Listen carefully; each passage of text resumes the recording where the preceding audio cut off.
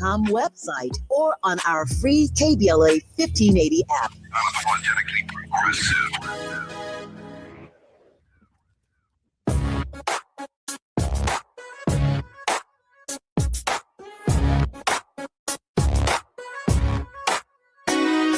The Jesse Jackson Jr. Show. Oh, oh, oh, oh, oh. The Jesse Jackson Jr. Show.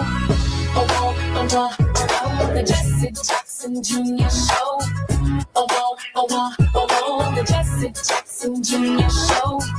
Oh, oh, oh, oh. Come on and talk with me. Come on and listen to me. Come on and talk with me. Come on and listen to me. KBLA, Talk 1580, download the app.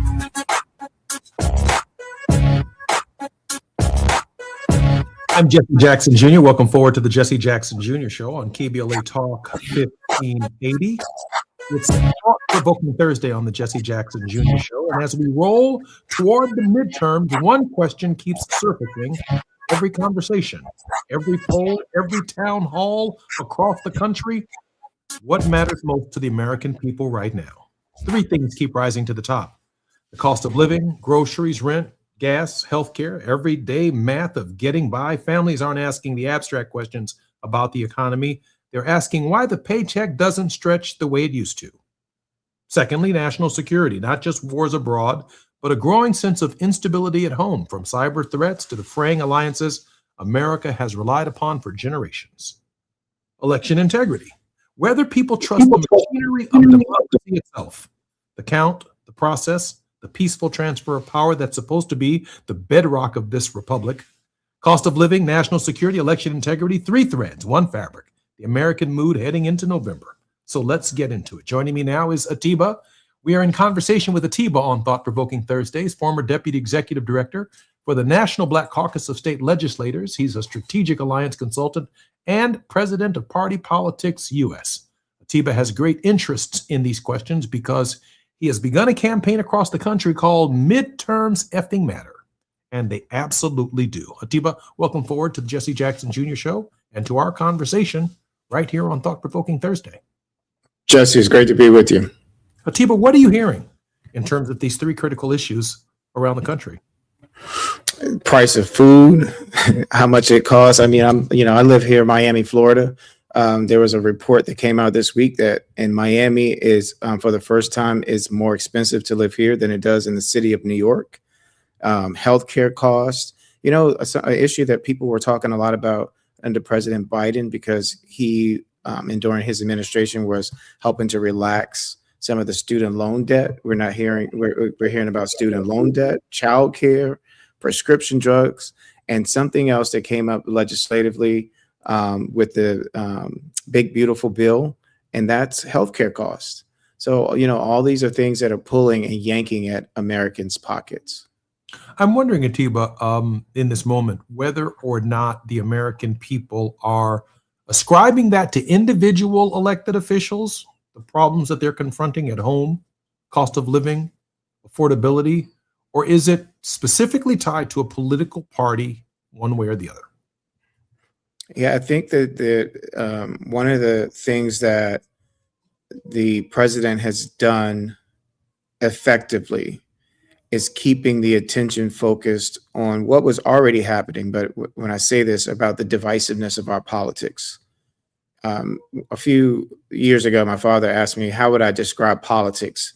And I said, Daddy, politics is the art of keeping an issue going long enough until it becomes irrelevant.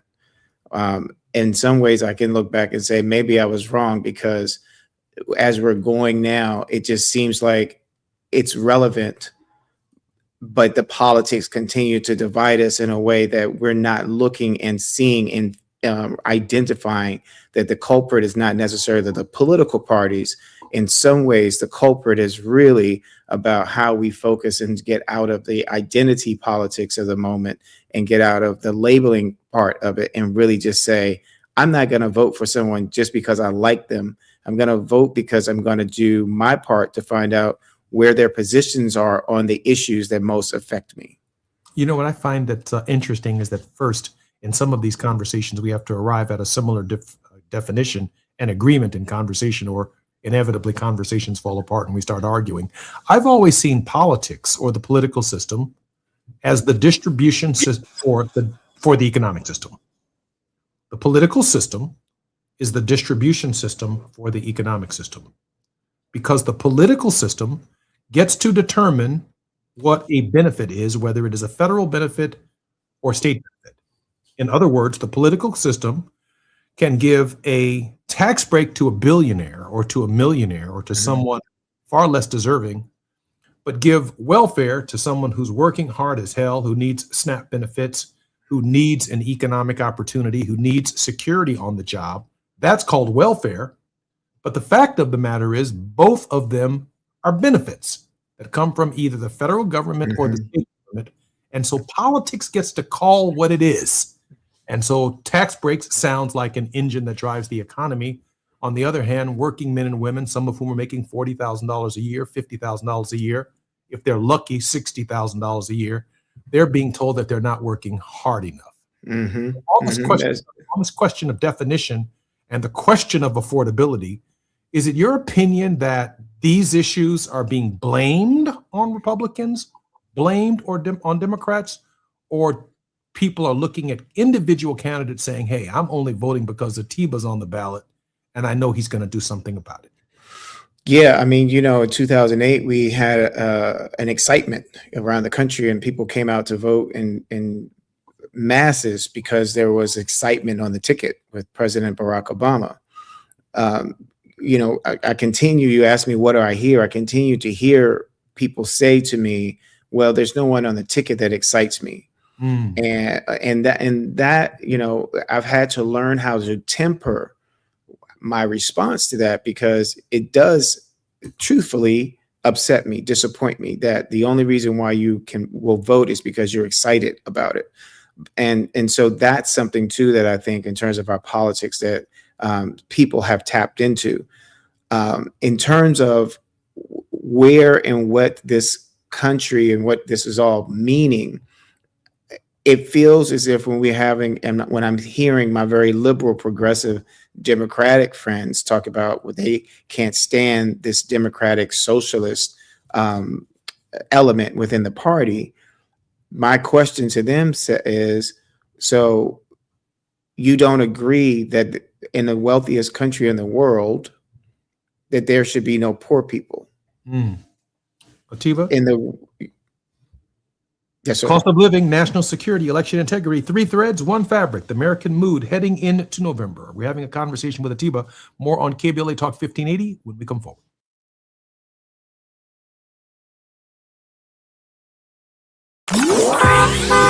It's afternoon drive time with Jesse Jackson Jr. Only on KBLA Talk 1580.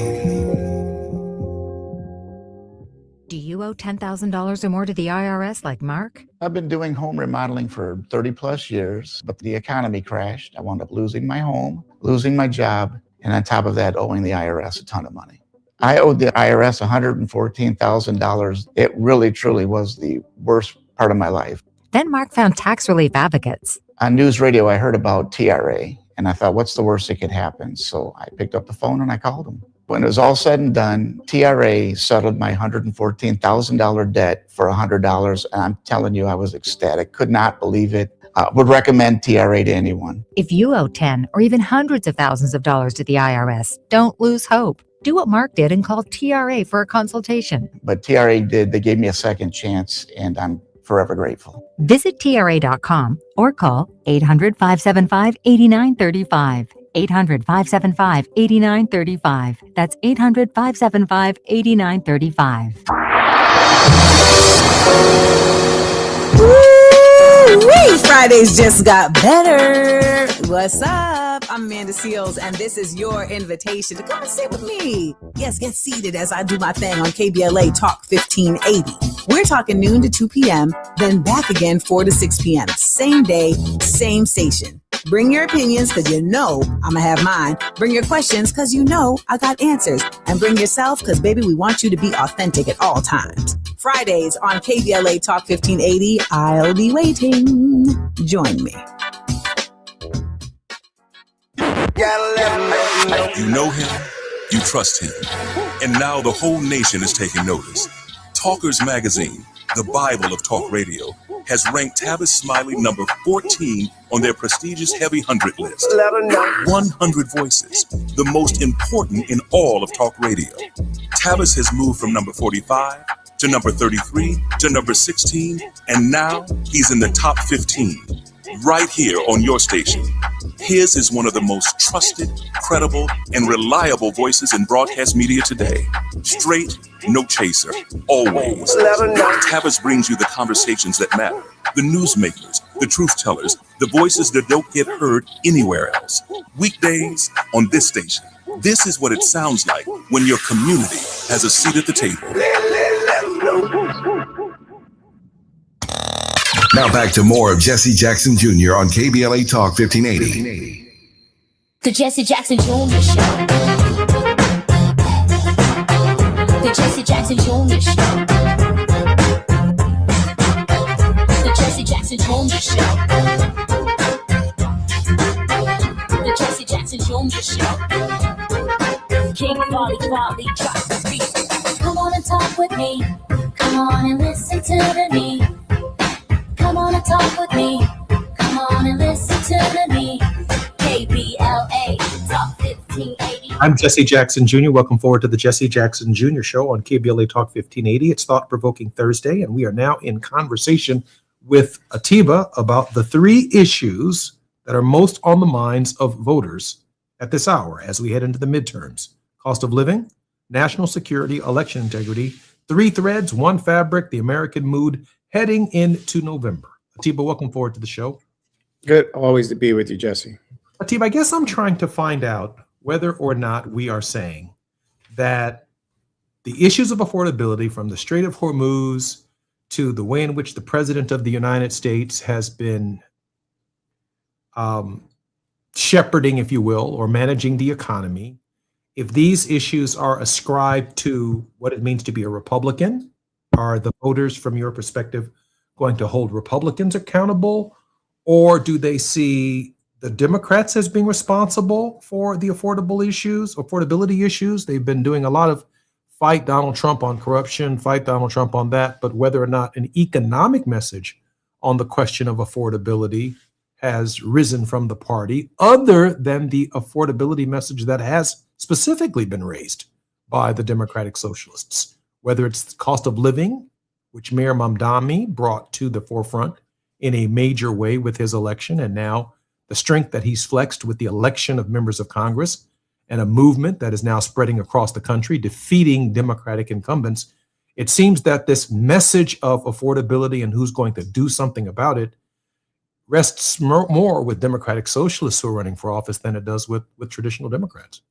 Yeah, because I think in some ways that the traditional Democrats are still trying to hold on. Often, when I'm talking to people about life, I tell them about how sometimes you have to hit rock bottom in order to be able to hit the bottom to be able to bounce up. And a lot of times what we do is we fight so much to tread water to keep from hitting the ground. That's kind of where I see Democrats going, because it still feels as if I'm using the cartoon Finding Nemo. It's kind of like they're still just kind of like flying, just swimming around in the water, right? And with Dory, and then it's like, we told you it's affordability, and then they fly around. It's like, hey, what did you say? Affordability, and then it gets off track. To me, the umbrella of this whole issue is affordability. When we're talking about whether or not it's national security and Iran, or if we're just talking about the midterms in general, the number one issue, whether or not you're in rural America and you're a farmer, or you're a single parent living in an urban area, is still affordability. Because when you go to the grocery store, everything costs more. I can give you 1,000 issues that I think about when I walk into a polling place with my one vote, and I can imagine that every voter who's within the sound of our voices has to wrestle with these issues themselves. But the three issues that have emerged at the top are the issues that you brought forward, Atiba: the cost of living, national security, and election integrity. but I could also add to it the cost of my son's tuition. I could also add Affordability. on my mortgage.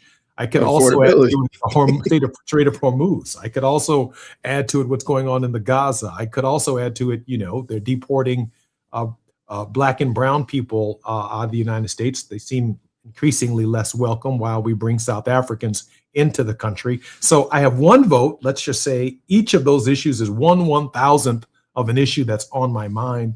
But the three that actually emerge, to which you have spoken on this question of midterms effing matter, Nolan Wells is on the ballot now, whether or not the Department of Justice is going to do something about it, how African-American men, young men, are being treated, how the Supreme Court is behaving is also on the ballot. That's just 1/1000th of the concerns. And so of these three issues, people do tend to vote their pocketbooks, and that's kind of the message you've been driving home. Yeah. So, and there's a number of things. One, you said that you only get one vote. You get one vote, but you have different people you're voting for along the way. So when you're looking at who you're voting for Congress, the federal government tends to be where we're looking at. We need federal laws to protect our voting rights, but you still have state voting. You look at what happened with Nolan Wells. Yes, we would love to see that we had a civil rights division in the Department of Justice that's going to go in and do an appropriate investigation and give us some answers. But it doesn't feel that we have it that way. But still on the local level, when you vote for your city council, you vote for your mayor.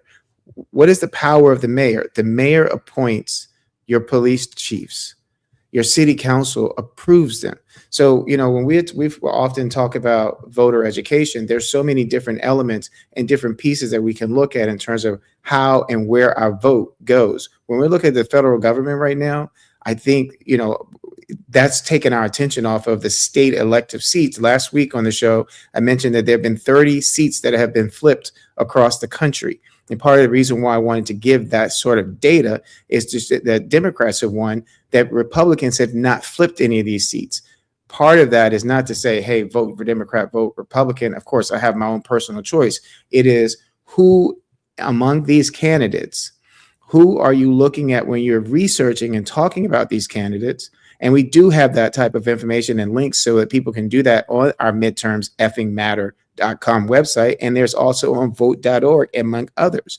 I'm mentioning this because often we're going into these voting precincts without being fully informed about who can do what, why I should vote for them on these particular levels, and how they have my best interest in mind. And the reason I'm peeling the onion back on some of this and trying to unpack it as best we possibly can, because when we talk about cost of living, national security, and election integrity, in large measure, we're saying, where do you stand in the horse race for Congress? Mm-hmm. But if you're a woman and you have less options and control over your body and you're voting for a local Supreme Court justice, you might be voting for a justice who believes in Roe versus Wade.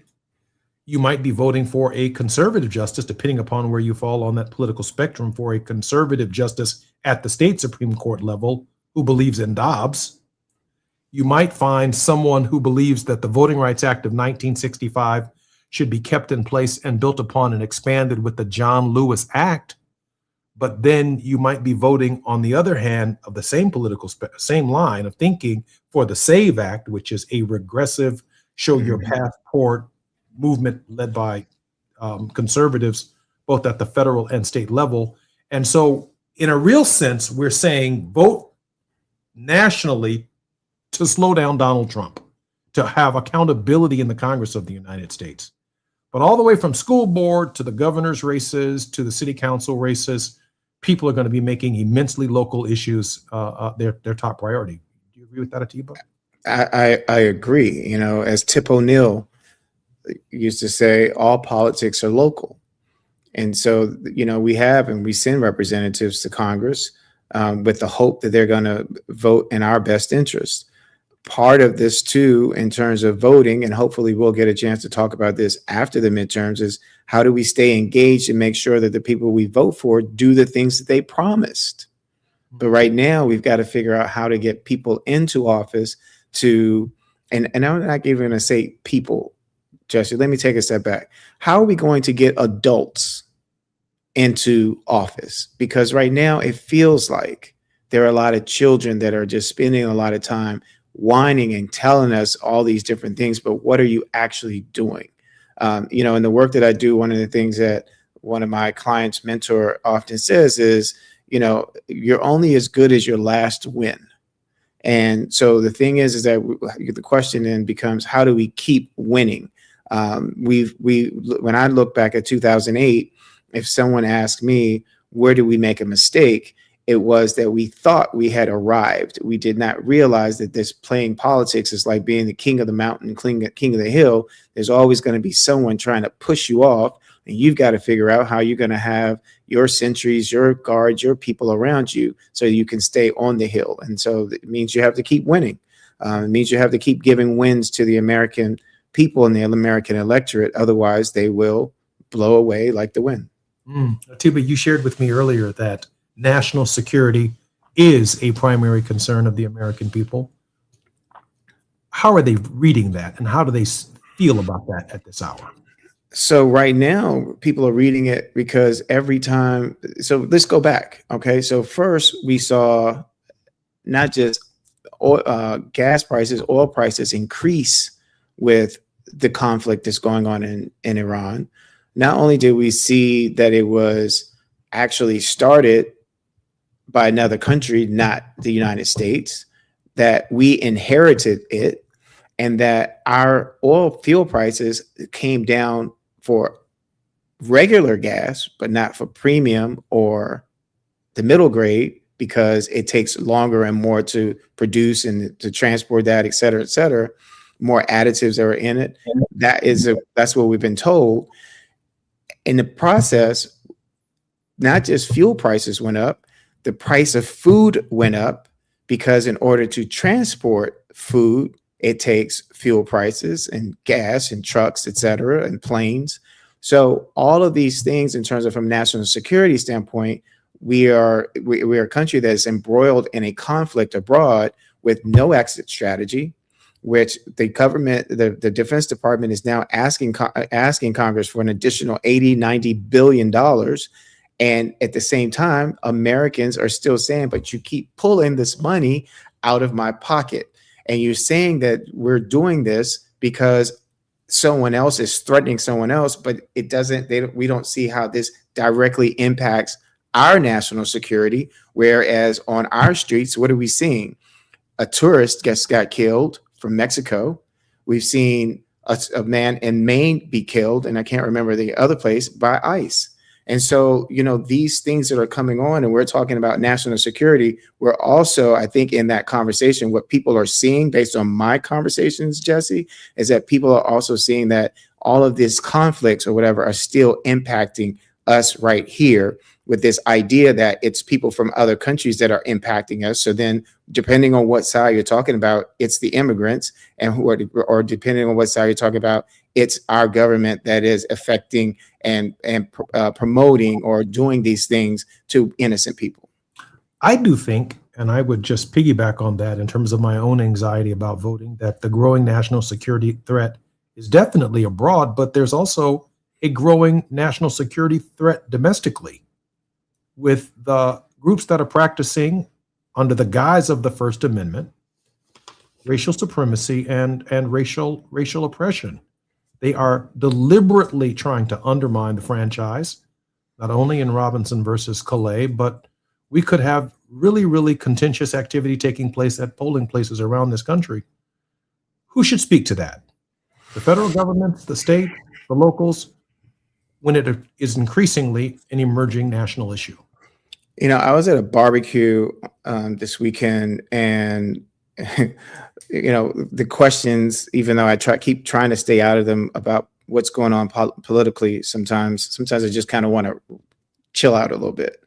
But it's a pressing issue, and I'm really appreciative that people want to bring it up and want to talk about it. First thing that I want to say, Jesse, is that I refuse to use the word supremacy in this instance because it's racial insecurity. And every time we use it and use the word white in front of it, it to me builds up somebody else to make them think that they're better, and they're not. They are so freaking insecure. It's like sickening and angering.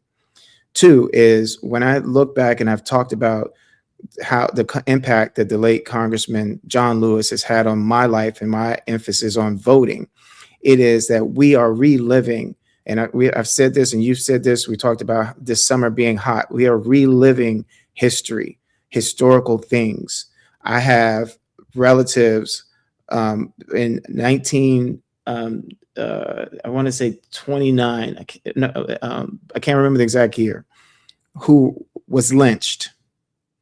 And when I went to the lynching museum and asked to see Plummer Bullock's name, they took me to his name, and it was woof.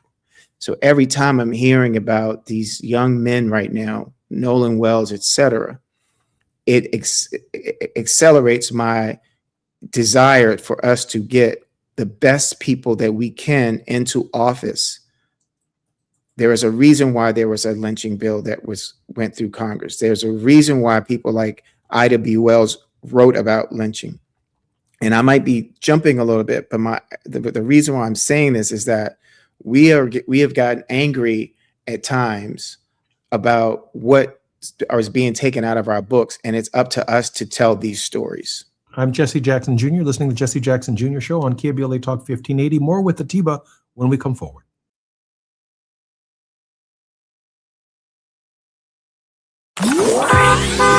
It's afternoon drive time with Jesse Jackson Jr. Only on KBLA Talk 1580.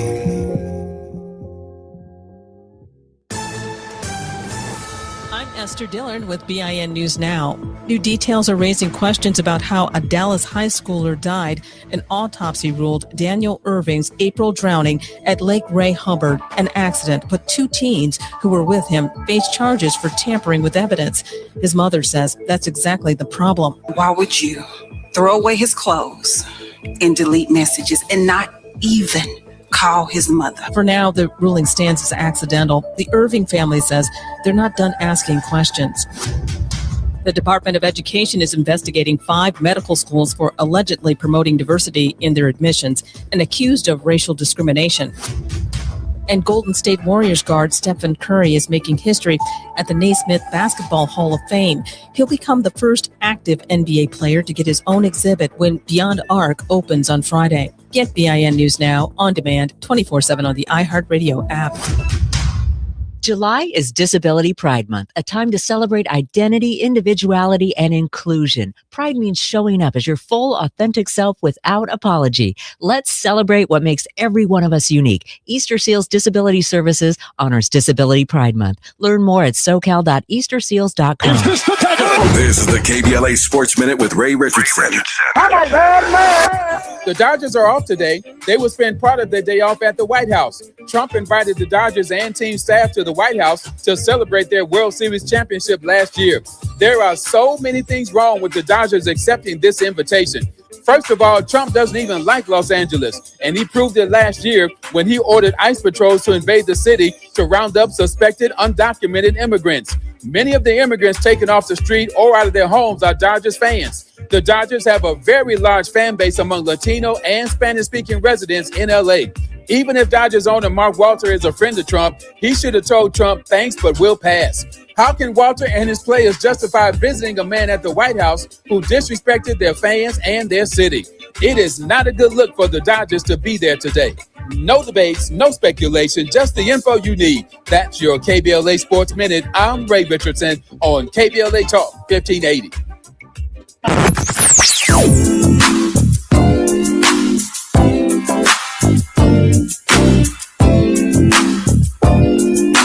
This is KBLA Talk 1580. Talk radio.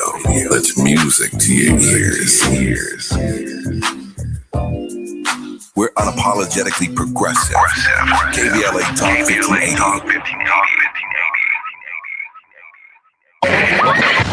Number 14. That's where Talkers Magazine ranked Tavis Smiley on their heavy 100 list of the 100 most important talk radio hosts in America. Join Tavis weekdays, 9 a.m. to noon or 9 p.m. to midnight. Only on KBLA Talk 1580. Oh no! Straight the roof down. Oh no, we have time. Please, God, save us. Save our house. Please, God, please. At KBLA Talk 1580, we haven't forgotten what happened Tuesday, January 7th, 2025. The trauma, processing the loss of our home. How do we address the compounding effect of the fire now more than 18 months later? I noticed one of my 3 children engaged in self-harm who hasn't been able to articulate the challenges that they've had since the fire. And 4 out of the 5 folks in our household are in therapy. 1 is not. And the one that's not is the one who I noticed with some marks on their person. This isn't okay. You need to talk to someone. Black historical memory keeps alive the stories and struggles of everyday people and communities. Black historical memory preserves truths that others attempt to erase, minimize, or distort. Black historical memory prevents history from repeating its worst chapters. At KBLA Talk 1580, we will never forget. Tune into Conversation Live, Altadena Rising with James Farr, weekends on KBLA Talk 1580. 1580.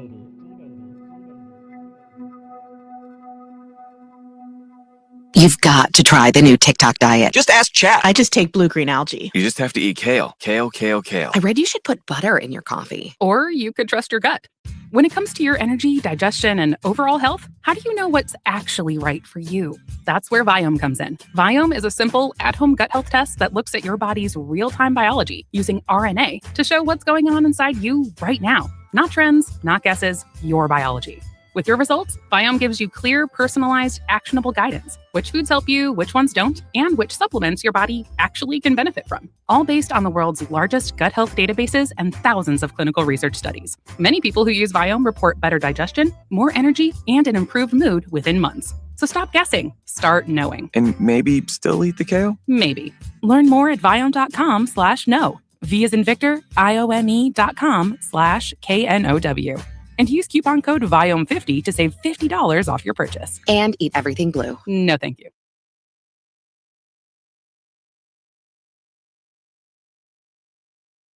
Unapologetically progressive. You're listening to KBLA Talk 1580. We don't tell you what to think, just what to think about. You're listening to Jesse Jackson Jr. on KBLA Talk 1580. The Jesse Jackson Jr. Show. The Jesse Jackson Jr. Show. The Jesse Jackson Jr. Show. King Folly, drop the beat. Come on and talk with me. Come on and listen to me. Come on and talk with me. Come on and listen to me. KBLA Talk 1580. I'm Jesse Jackson Jr. Welcome forward to the Jesse Jackson Jr. Show. We're in conversation with Atiba. Atiba, welcome forward to the show. Jesse. Atiba, listen, I want to push back. Just before the break, we were having a conversation about the role that white supremacy plays in this process. And the reason I'm pushing back is because of history. That at the end of First Reconstruction, the Ku Klux Klan as an organization is founded to terrorize Black people from going to vote. And the history of Jim Crow in terms of lynching and terror isn't just because we're Black. They mean specifically to discourage Black people from voting. That's the history of poll taxes.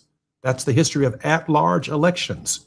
That's the history of making people register twice to vote once, which John Lewis was all too familiar with in Georgia, in Louisiana, in Alabama, and Mississippi, where you had to register not only in the city that you lived, but you had to go 30 miles to the county courthouse to register to vote. They made us register twice to vote once, hence the Voting Rights Act of 1965, Sections 2 and Section 5, put in it at that time a pre-clearance provision to make sure that these old schemes of keeping African Americans from polling places, particularly from Virginia around to Texas in the Confederacy. I do not separate in my own thinking. The Patriots Front surrounding that black woman on July 4th, from what else was taking place on July 4th. 3 African American men, as we speak, their parents are grieving. Nolan Wells, Daniel Irving, and Tyler Smith are grieving and have lots of questions about hanging out with their white friends on the 250th anniversary of this country. And they did not come home that night. 3 of them. And it's been at least 2 years since I gave a speech in Gettysburg, Pennsylvania, shared with everyone that the 250th anniversary of the nation was coming forward, and that every single July 4th going forward, from Gettysburg to the present, has had a different iteration of what it means to be an American, with Lincoln having defined it on Gettysburg July 4th when he returned after the Gettysburg campaign to that great Union victory, reiterating and rededicating our nation to the idea that all men, and yes, women, are created equal. That has been a striving since at least 1863 in terms of the former republic. So I do see racial supremacy, white supremacy as a factor in why black people may be motivated to vote greater in this election than they have historically. Yes, there are a lot of other issues taking place, but that one right there, the end of Second Reconstruction, is way atop the list, even though it may not show up in polling. Atiba? Yes. So Jesse, I'm going to pull on that one. And what I'm going to pull, and because you said you're going to push back, is that, you know, on this show, we are often saying things, and I'm saying things about language, and language matters. The same way that we said midterms effing matter, language matters. And as long as we continue to promote and to use a term of white supremacy, in my opinion, as opposed to identifying and recognizing it what it is, it's white insecurity that led to the Wilmington riots, for instance, which was a coup d'etat that happened in 1898. And it happened because from a mobbed, armed, white, insecure men.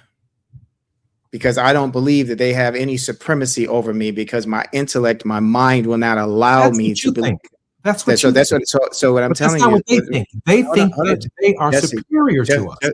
Jesse, I understand what they think. And it is up to us to use language to make them understand that they are not. And so every time we use the term, it emboldens them. Some of them look at, you call them a racist, and we think, oh, we're calling him out. That for them, it is a badge of honor. They want to wear it. And they want to wear it even more now because they know that it creates and incites fear in some of us. It is debilitating for some of us because when we hear it, Jesse, let me finish. Because when we hear it, it stops us in our tracks. If it didn't stop us in our tracks, I believe that we would have moved forward a whole lot more than when we have. And we have made incredible progress. We don't talk enough about it. But going back to Wilmington is considered to be the only time that an electoral coup actually happened in this country. And I would beg to say that I believe that one happened in 2024.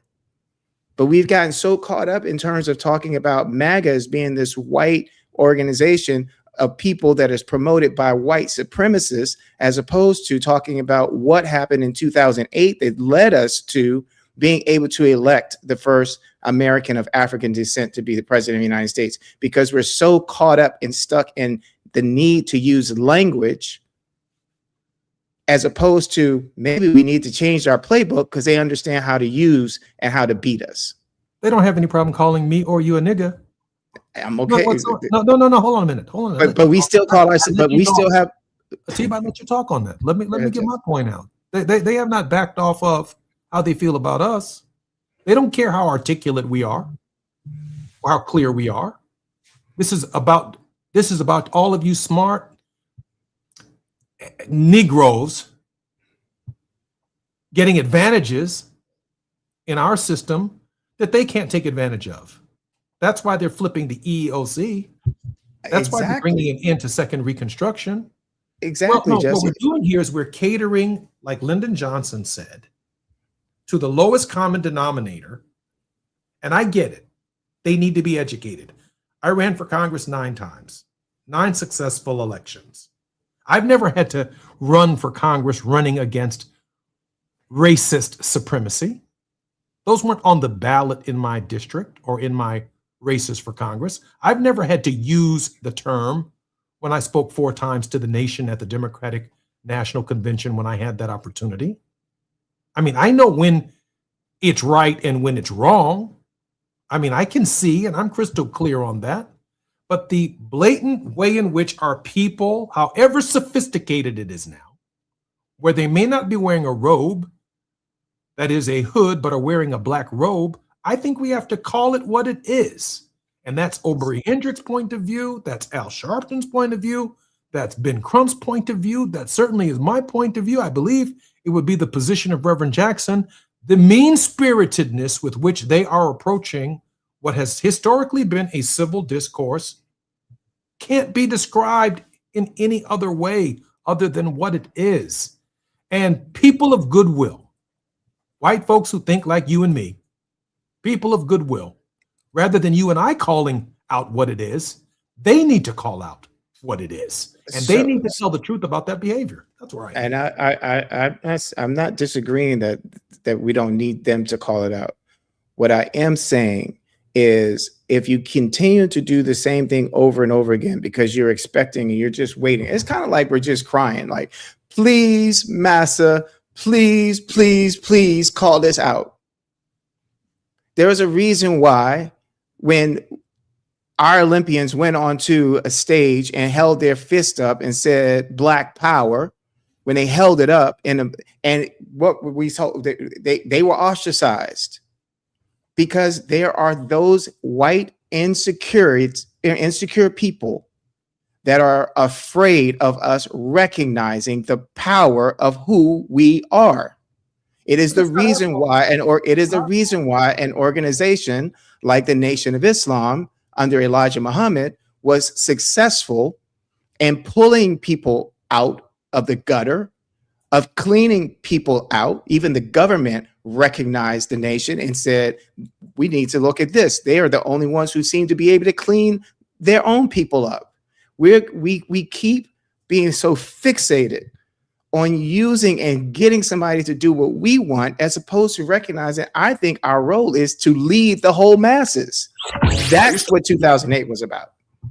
I respect that. I'm Jesse Jackson Jr. You're listening to the Jesse Jackson Jr. Show on KBLA Talk 1580. More when we come forward with our conversation with Atiba in just a moment.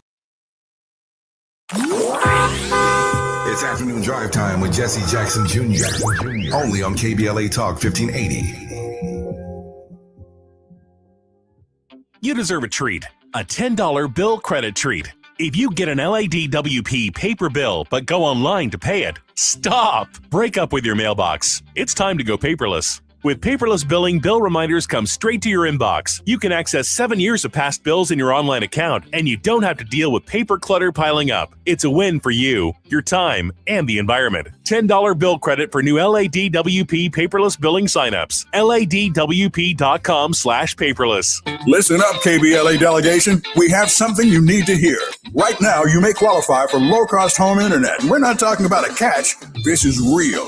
Many internet service providers offer low-cost internet plans if anyone in your household is enrolled in CalFresh, Medi-Cal, SSI, or is income eligible. There are a lot of families in our community who deserve to be connected. Here's all you do. Call 844-461-7893. That's the Get Connected call center. Real people ready to help you enroll today. Or go online to internetforallnow.org to find a provider near you. You may also qualify for a low-cost computer through Human IT. Connectivity is not a luxury. In 2026, it's a necessity, and you deserve access just like everybody else. Call 844-461-7893. That's 844-461-7893. KBLA's got you. If you missed any of this, you can always go to our website at KBLA1580.com. Brought to you by KBLA Talk 1580 in partnership with the California Emerging Technology Fund, CETF.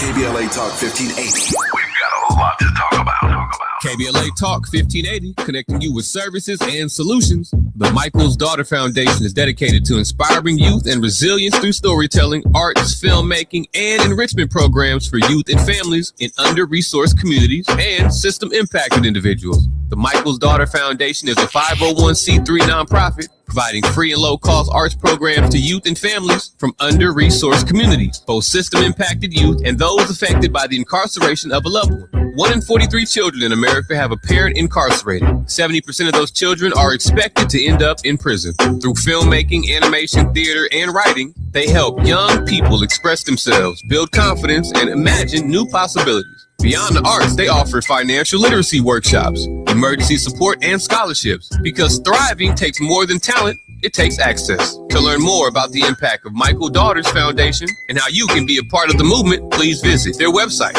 michaelsdaughterfoundation.com. This is a community call to action from KBLA Talk 1580. KBLA Talk 1580. We've got a lot to talk about. Tired of being locked out of job opportunities and shut down by systemic racism? KBLA Talk 1580 stands with you in fighting for the rights of black workers, and we don't black down. The Los Angeles Black Workers Center is a dynamic alliance of workers, organized labor, community-based organizations, clergy, students, and scholars working collectively to improve the position of the black working class. The LA Black Workers Center takes a comprehensive approach to addressing the black jobs crisis. Their programs promote access to quality jobs, racial equity in hiring and retention, discrimination-free job sites, and they prepare black workers for employment in high-wage career track jobs. The LA Black Workers Center supports workers who need help protecting their rights on the job. They give workers access to quality jobs and remove systemic barriers to employment. And they are advocating for a fair deal for black workers in the new Los Angeles City Charter. To sign up for free career readiness training, get involved in organizing, or learn about union apprenticeship programs and trade registries, please visit lablackworkercenter.org. That's lablackworkercenter.org. Together, we can beat the black jobs crisis and build a more equitable Los Angeles. This is a community call to action from KBLA Talk 1580. Hi, this is Chris Holden, former mayor of Pasadena, former California Assembly member and CEO of LA Fire Justice. Join Chris Holden and LA Fire Justice for the 27th Annual Community Block Party and Resource Fair, Saturday, August 1st from 3 to 7 p.m. on the 500 block of East Jackson Street in Pasadena. Bring the whole family for an afternoon of live entertainment, games, activities, arts and crafts, and a special performance by Altadena's own Grammy-nominated R&B artist, John B. Hosted by James Farr of KBLA Talk 1580's Conversation Live Altadena Rising, Eaton Fire survivors can connect with local organizations, recovery partners, and speak with the LA Fire Justice team about your rights, their case against Edison, and how you can join them in the fight to hold them accountable and seek the compensation you deserve. Come, be part of an afternoon of community, connection, and support. LA Fire Justice is proud to sponsor Conversation Live Altadena Rising with James Farr on KBLA Talk 1580. Advertisement, Douglas Boxer, Law Office of Douglas Boxer, 221 East Walnut Street, Suite 100, Pasadena, California, 91101. The attorney responsible for the content of this advertisement, Chris Holden. Now back to more of Jesse Jackson Jr. on KBLA Talk 1580. The Jesse Jackson Jr. Show. The Jesse Jackson Jr. Show. The Jesse Jackson Jr. Show. The Jesse Jackson Jr. Show. King Quality drop the beat. Come on and talk with me. Come on and listen to me. Come on and talk with me. Come on and listen to me. KBLA Talk 15. I'm Jesse Jackson Jr. Welcome forward to Thought Provoking Thursday. We're in conversation with Atiba, who's worked as a TV political contributor for BNC News, The Heat, In the Know with Mo, The Leslie Marshall Show. He most recently was a guest host on Rising, an American Daily News opinion web series, and has also been a contributor with DC political newspaper, The Hill. Atiba, welcome forward to the show. Hey, Jesse. Atiba, how can we support? Hey, Jesse, how can we support your work, Atiba? Hey, Atiba, how can we help? How can we support you? Now you got me hot off of that last segment. Now you're gonna ask me. Now you're gonna ask me to share something. He's trying to cool me down. That's not right.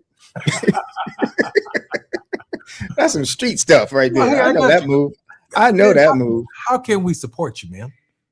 I just ask people, it's not about supporting me. It's about supporting us as a country. And we have a lot of issues that are going on. I know, Jesse, you guys do a great job every day of the week of talking about these major issues.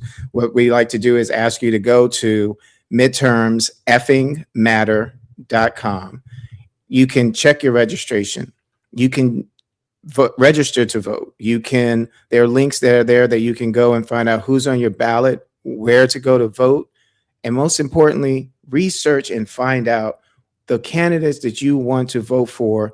What are their positions on the issues that are affecting you? And the issue that we keep hearing over and over and over again, and I'm going to be in Chicago this weekend on Saturday until Tuesday for the Asian Pacific American Caucus of State Legislators is having their annual meeting. The National Hispanic Caucus of State Legislators is having their summer meeting, and the National Black Caucus of State Legislators is having their executive committee meeting. And then the National Conference of State Legislators, the larger body of state legislators from all over the country, of more than 7,000 state legislators, are going to be convening in Chicago for their annual meetings. And over the course of that, there's going to be a number of policy issues that are going to be discussed, and speakers, et cetera. So what I mention all those to say that those people get into office because we go and vote.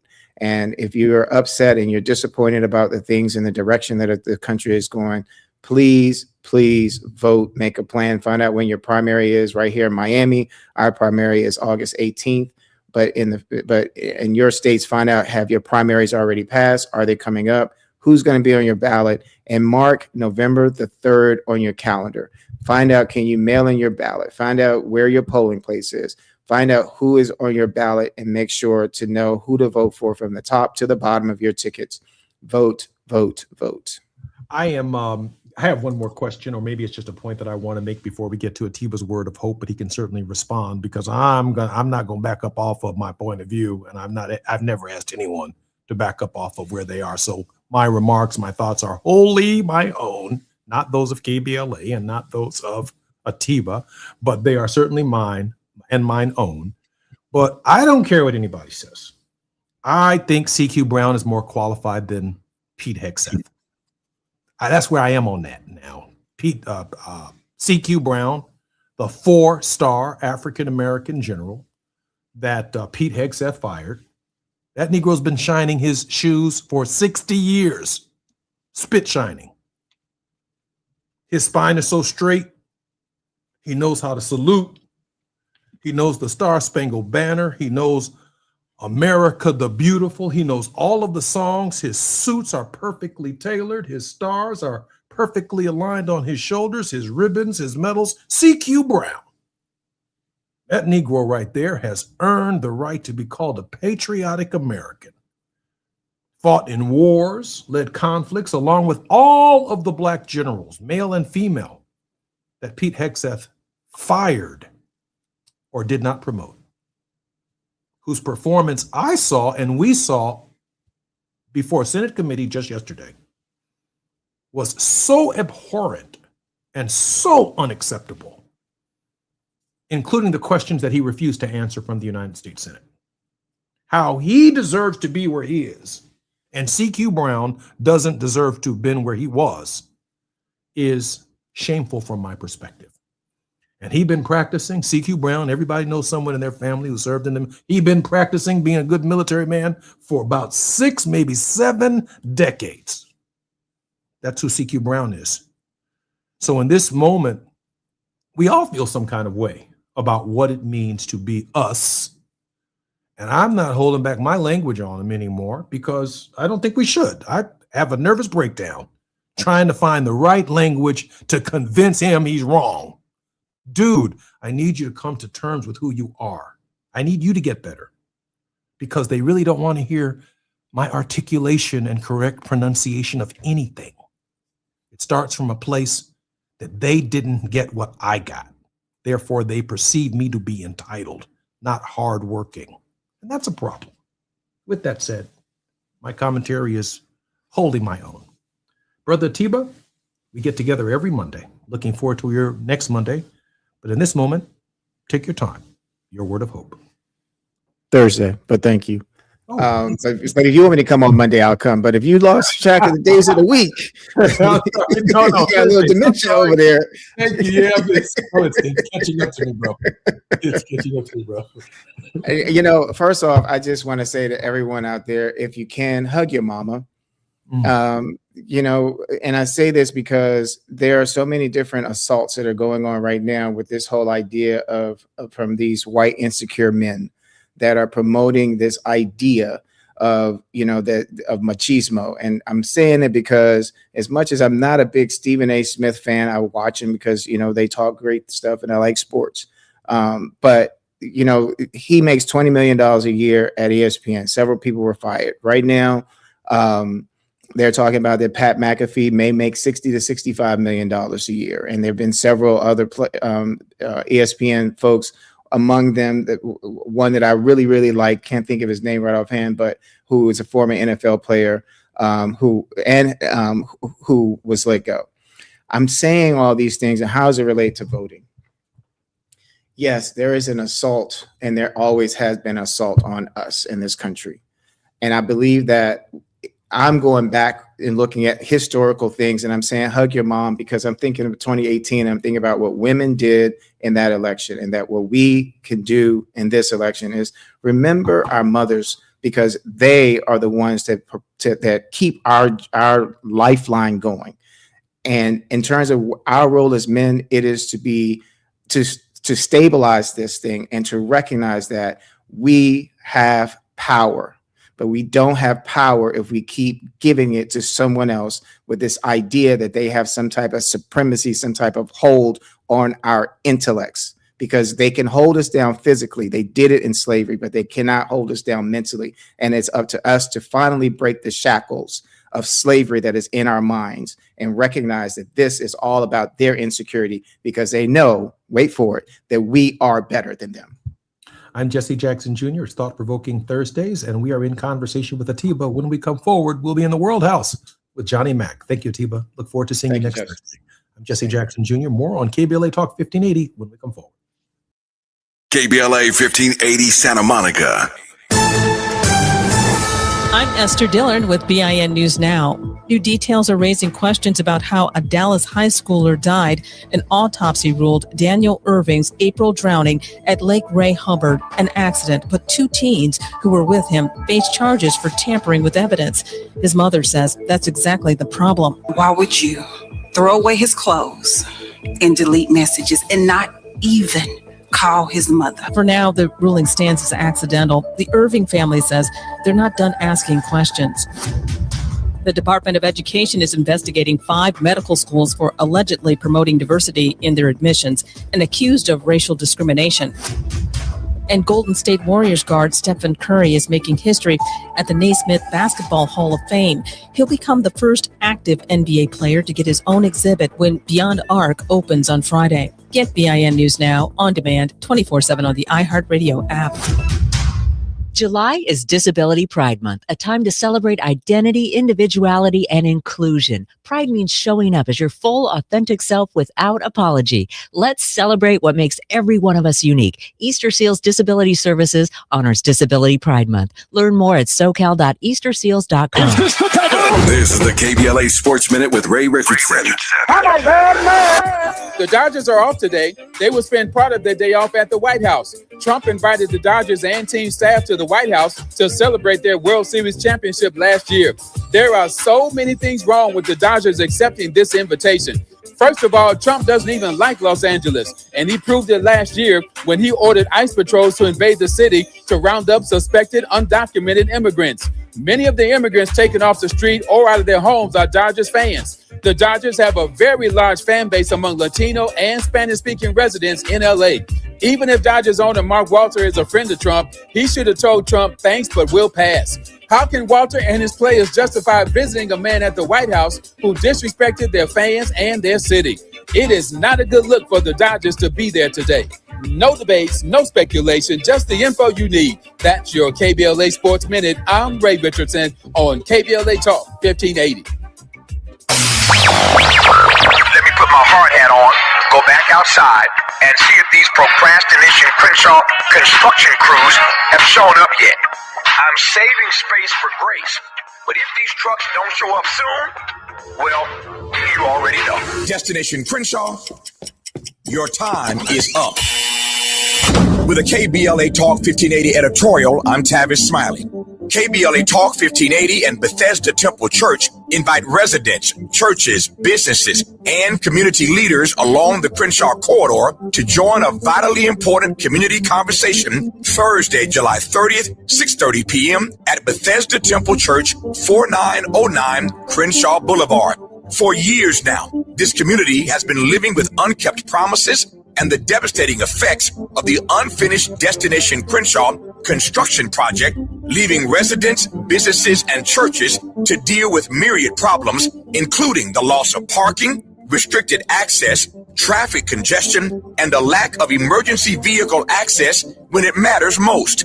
For years now, Procrastination Crenshaw has directly contributed to the loss of customer revenue for local Black-owned businesses and, sadly, has forced the closure of some businesses along this 1.3-mile corridor. For years now, churches have been experiencing decreased attendance due to the elimination of parking, and social service programs for vulnerable fellow citizens have been altogether halted.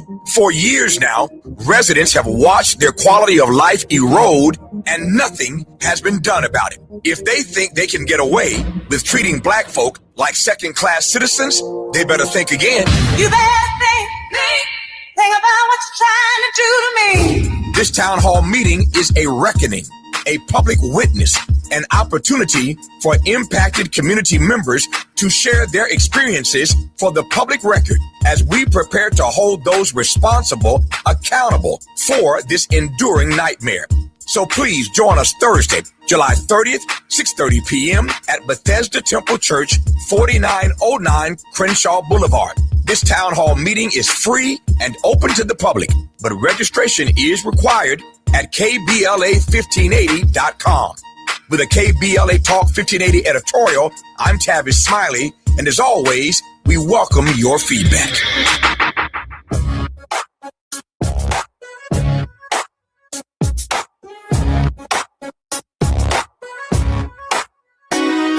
The Jesse Jackson Jr. Show.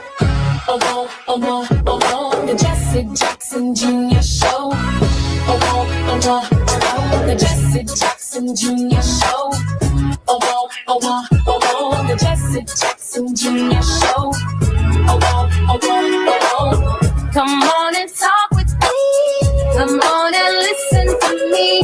Come on and talk with me. Come on and listen to me. KBLA Talk 1580. Download the app.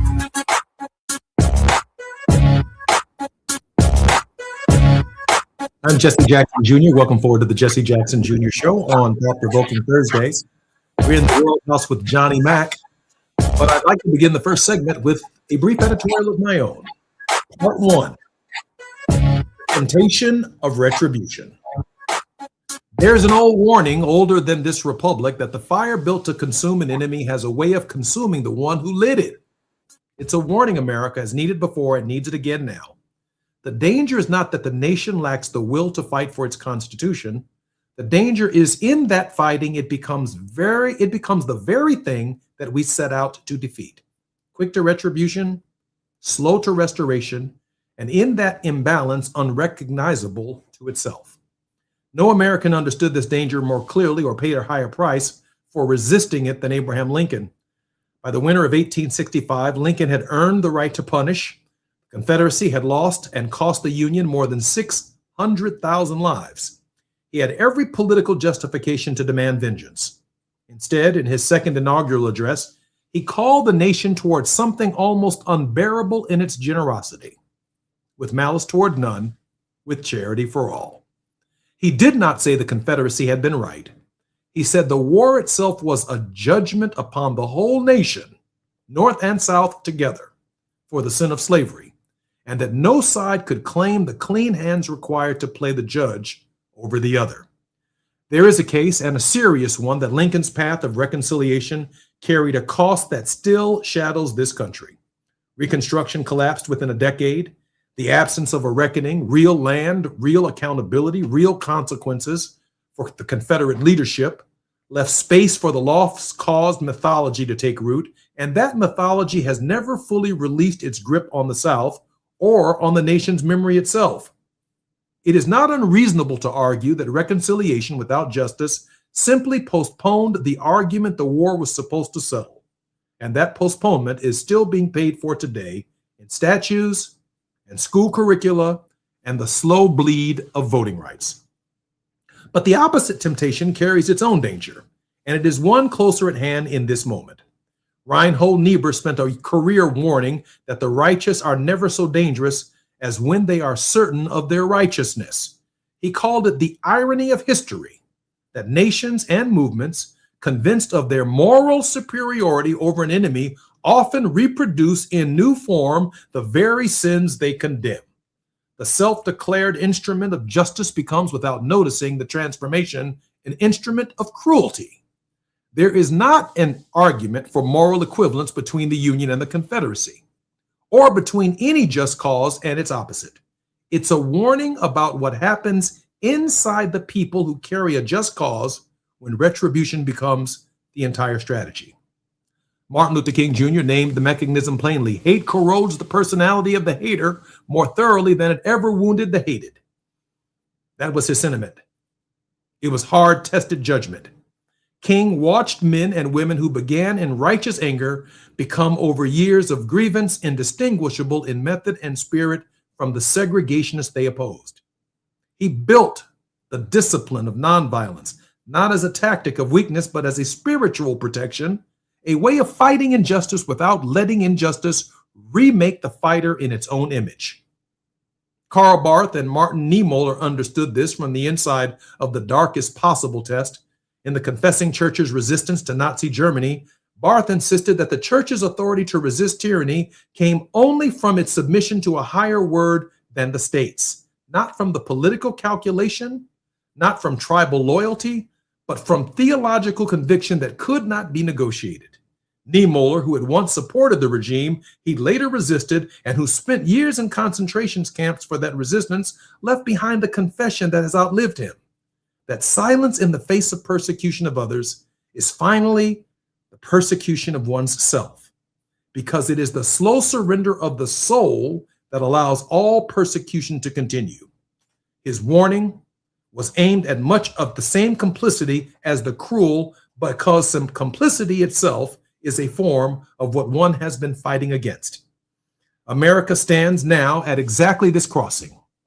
There is a real cause for anger, there is a real cause for accountability, but there is also a real danger that in pursuit of retribution, however earned, the nation misses the harder and more necessary work: restoring the American people's faith in the Constitution that belongs to all of us, not merely whichever side currently holds the whip hand.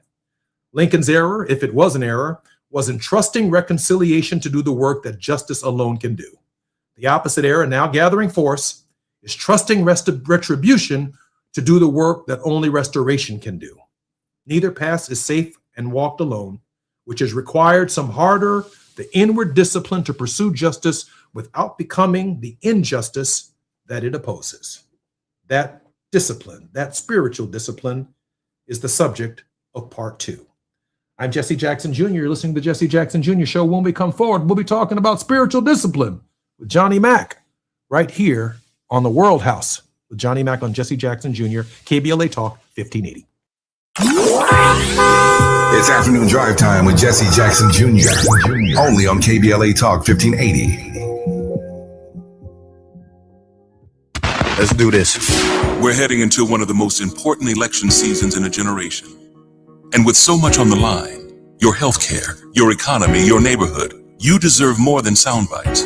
You deserve the full story.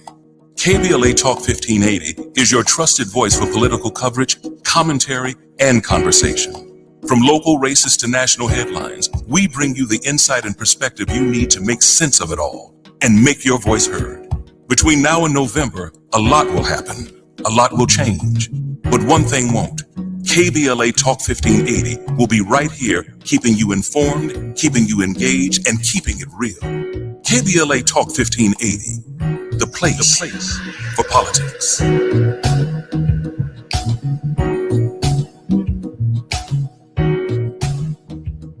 Do you owe $10,000 or more to the IRS like Mark? I've been doing home remodeling for 30 plus years, but the economy crashed. I wound up losing my home, losing my job, and on top of that, owing the IRS a ton of money.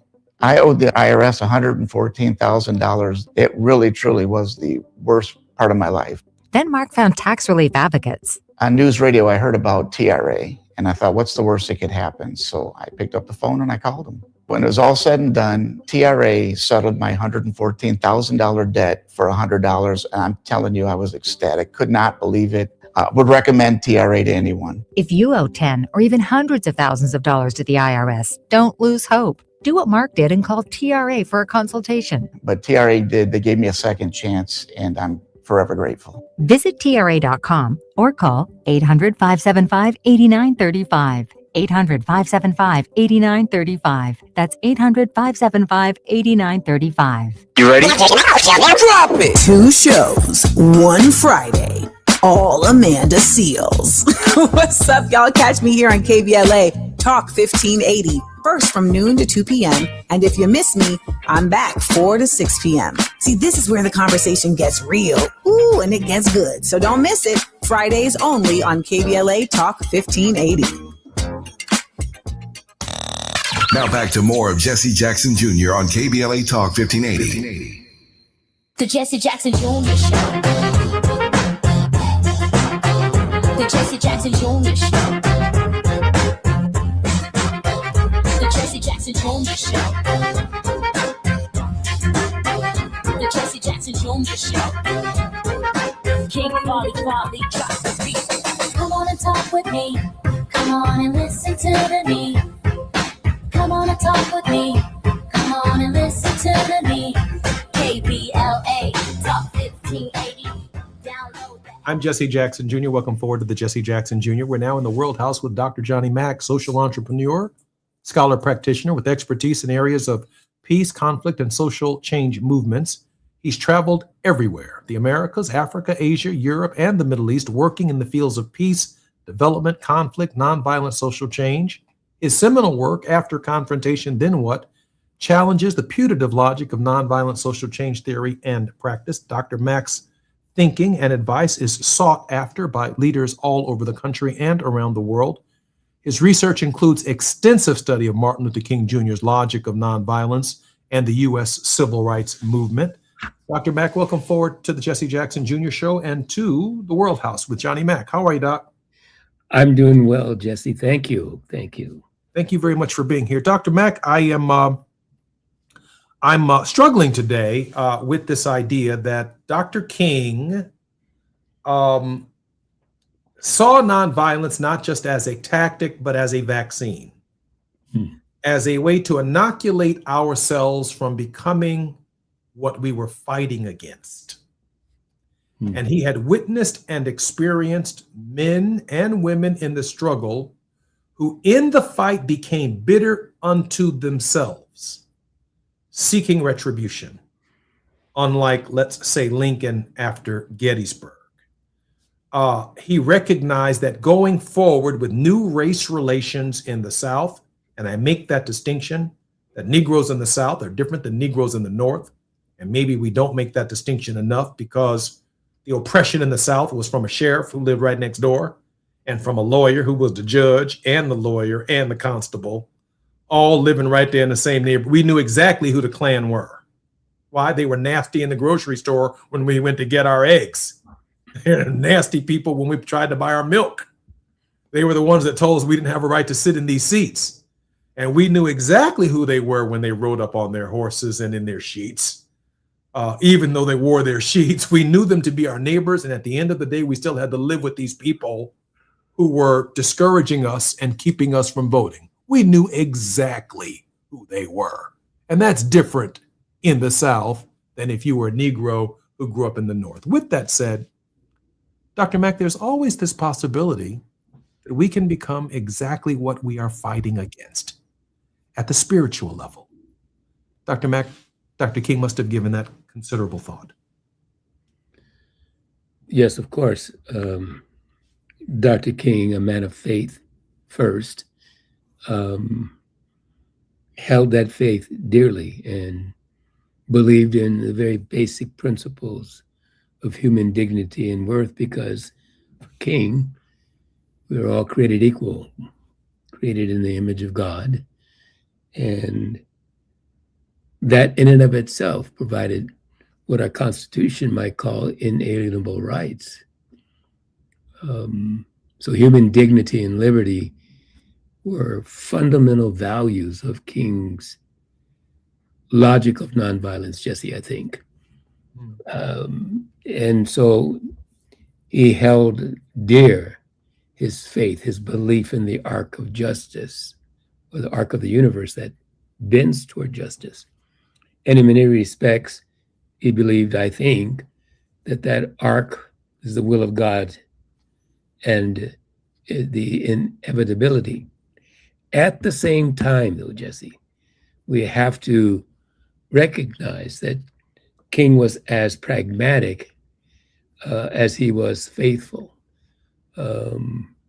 as much as he was a believer in the Christian ethic of love. And he recognized that not everyone held that same faith that he held. And so he approached nonviolence not only as a call to faith and belief in the inevitability of God's will for humankind, but he also believed in nonviolence as a very practical way of human beings rationally working through their differences. And so I think that that balance, King is the epitome of the dialectic, in my judgment, as he would bring two ideas together and create a synthesis of those ideas. Johnny, if the first danger is that the fighter becomes the thing fought, then the second question follows immediately: what protects a person or a people from that transformation? The answer offered across at least a century of moral witness, from Howard Thurman to Viktor Frankl to Dr. King, is not a strategy. It was, from my perspective, an inward discipline cultivated before the battle and then sustained you through it, without which no outward victory could be trusted to hold.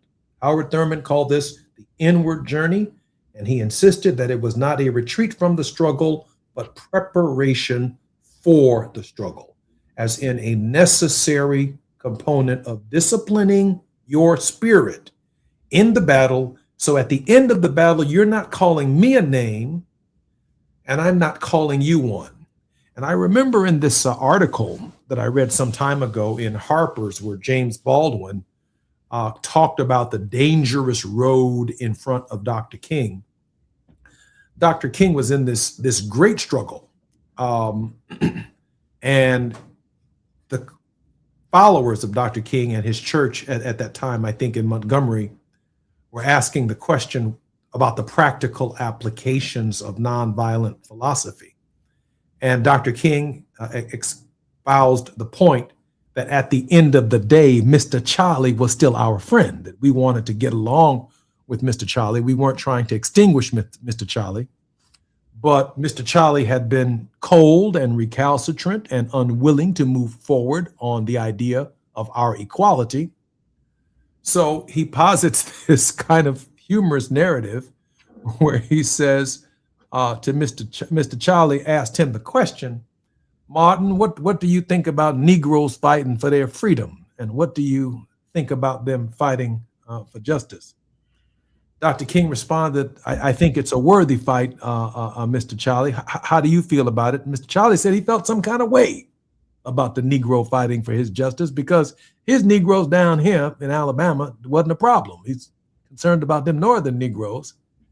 And Dr. King then turned to Mr. Charlie and he said, I appreciate your concern, Mr. Charlie, but if there's anything you can do, because you're so powerful down here in the South, to guarantee the Negroes equality by 9 o'clock tomorrow morning, We would be grateful, Mr. Charlie, if you could make justice roll down like righteousness and water like a mighty stream by 9 o'clock tomorrow morning, because you have that kind of power down here. Of course, the congregation fell out laughing, but the point still holds that Mr. Charlie was rigid in his ways. But at the end of the day, Dr. King wanted Mr. Charlie to learn something about Mr. Charlie. Does that make sense, Johnny? And the way in which he approached Mr. Charlie was a factor in the way in which he knew that Mr. Charlie ran the grocery store, ran the bank, ran everything in the community. And at the final analysis, even if equality did come, we still got to work with Mr. Charlie. Well, Jesse, you said there's a bunch to unpack in the story that you present to us, and how King approached the so-called Mr. Charlie of that day. And there's so many ways to think about it. One of the ways I think that's most relevant today is that inferred and maybe even explicit in your comments is that the world we live in is Mr. Charlie's world. And it's a world created by Mr. Charlie. And certainly during that time, in the mid-20th century and just before it, during slavery, through Reconstruction, on through Jim Crow, and then into the modern civil rights movement,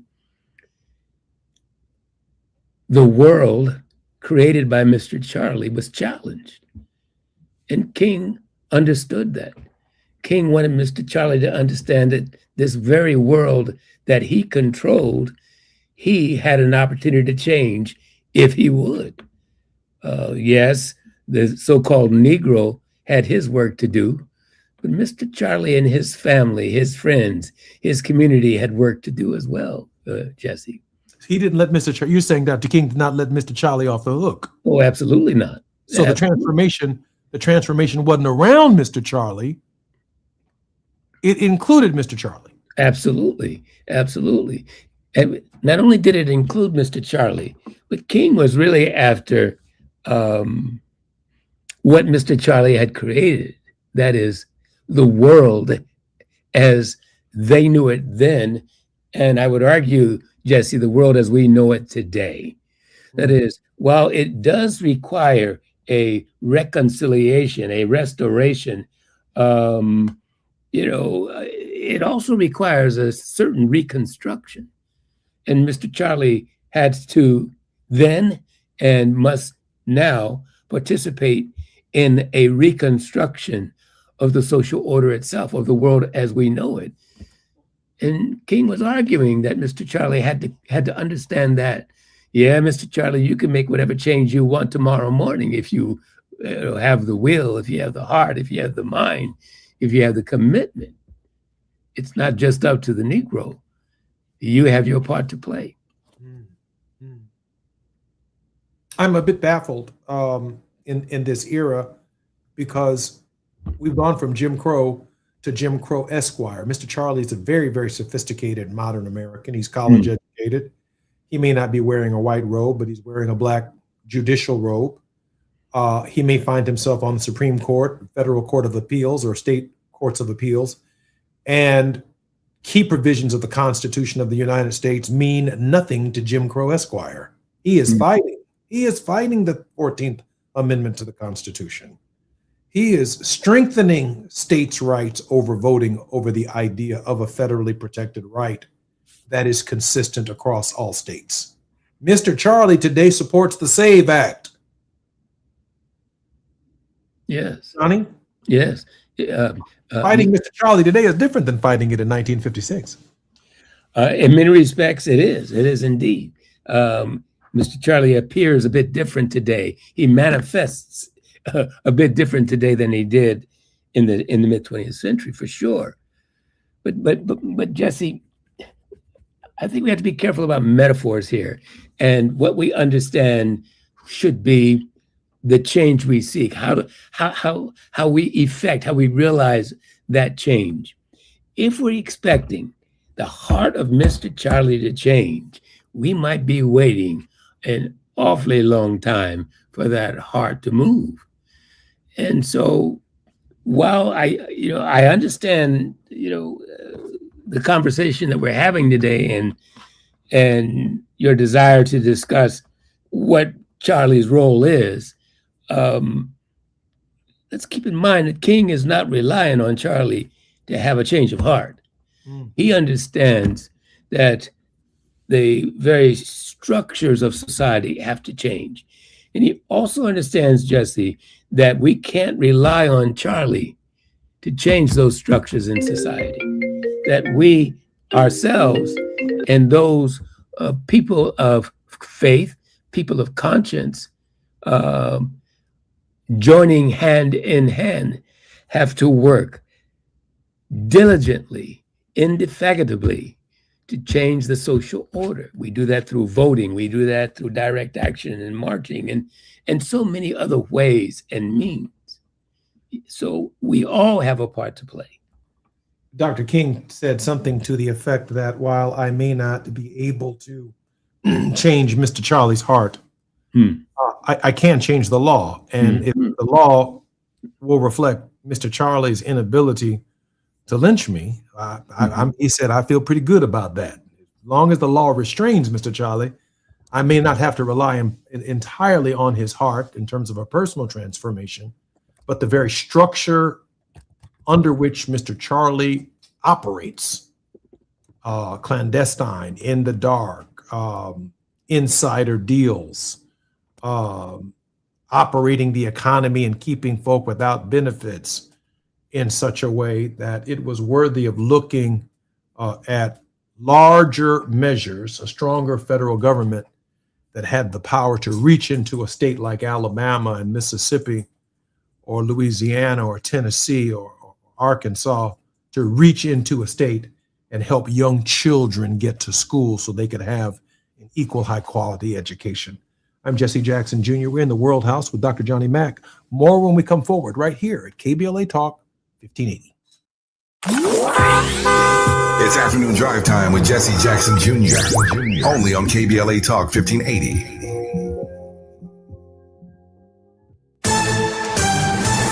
I'm Esther Dillard with BIN News Now. Prosecutors say a Los Angeles murder case comes down to dollars and cents. They allege singer David, whose real name is David Burke, killed 14-year-old Celeste Rivas Hernandez to protect his career worth millions.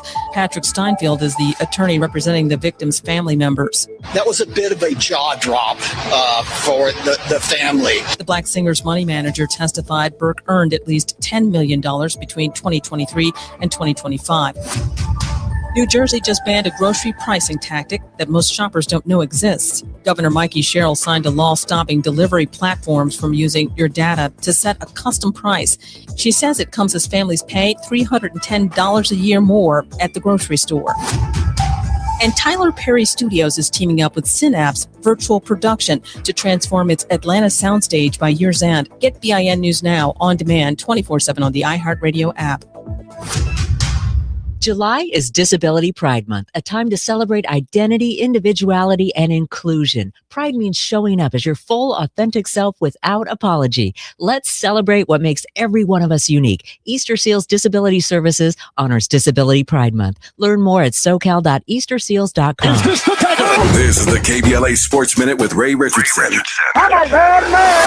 The Dodgers are off today. They will spend part of their day off at the White House. Trump invited the Dodgers and team staff to the White House to celebrate their World Series championship last year.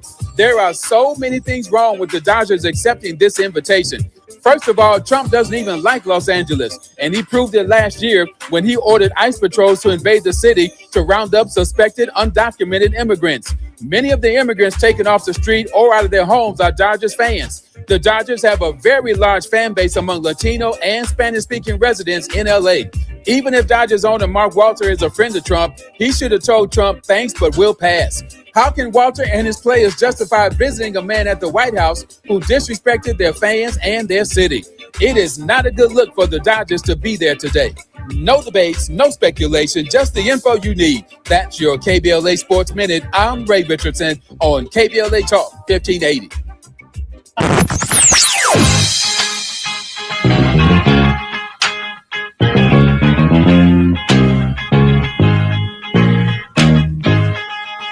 This is KBLA Talk 1580. Talk radio. Let's music to your ears.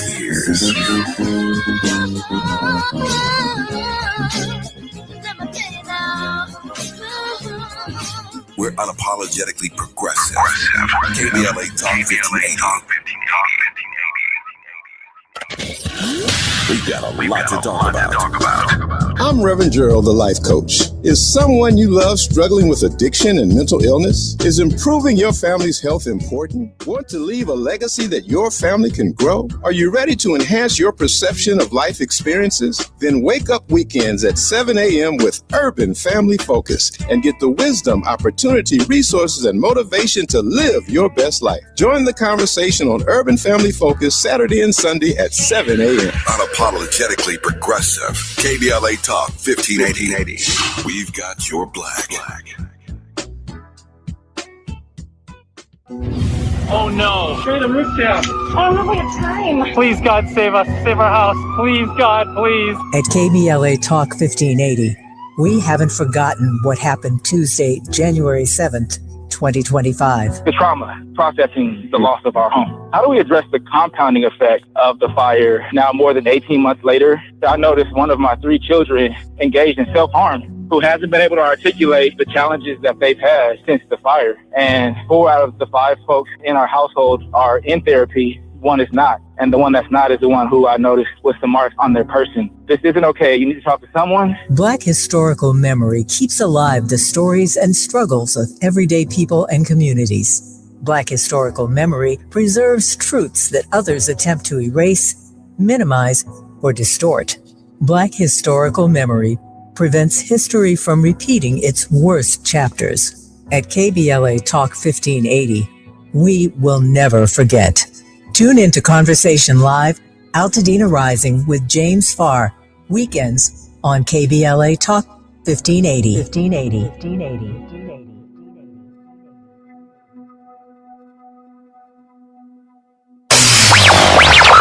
Let me put my hard hat on, go back outside, and see if these procrastination Crenshaw construction crews have shown up yet.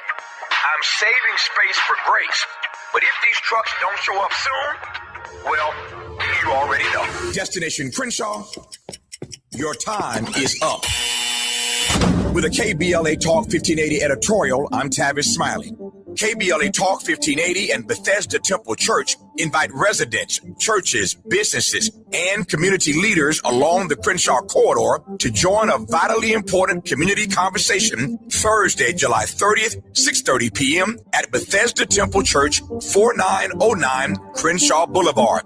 For years now, this community has been living with unkept promises and the devastating effects of the unfinished Destination Crenshaw construction project, leaving residents, businesses, and churches to deal with myriad problems, including the loss of parking, restricted access, traffic congestion, and a lack of emergency vehicle access when it matters most.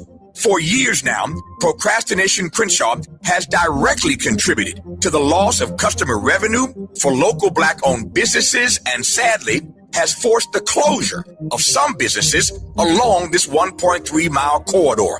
For years now, churches have been experiencing decreased attendance due to the elimination of parking, and social service programs for vulnerable fellow citizens have been altogether halted. For years now, residents have watched their quality of life erode, and nothing has been done about it. If they think they can get away with treating Black folk like second-class citizens, they better think again. You better think about what you're trying to do to me. This town hall meeting is a reckoning, a public witness, an opportunity for impacted community members to share their experiences for the public record as we prepare to hold those responsible accountable for this enduring nightmare.